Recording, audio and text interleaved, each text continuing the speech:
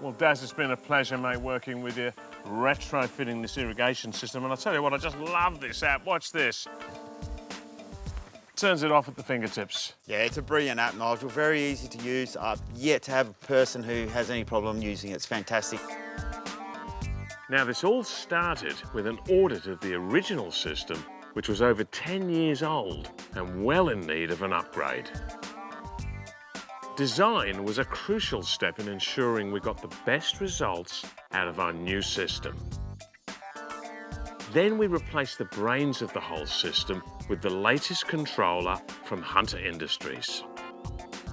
After replacing all of the pop-up bodies and nozzles with the MP rotators, things were really starting to take shape, and Daz and I were getting very excited.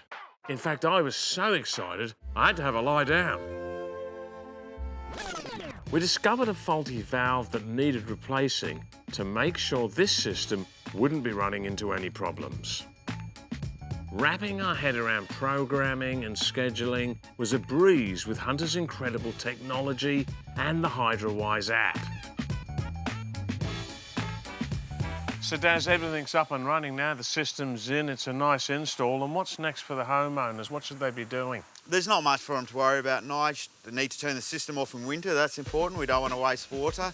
But other than that, it's, you know, that seasonal check that we've talked about before. Go around, have a look at every now and then, make sure the system's still working properly, there's no damage. They do have a dog, so there could be a little bit of the diggy, chewy that Gotta watch that. does upset the irrigation system. But other than that, that's all they really need to do. Maybe cut the grass away from the sprinklers in the lawn, trim back some of the shrubs in the garden sprinklers. It's pretty easy. Yeah, it's straightforward stuff, folks.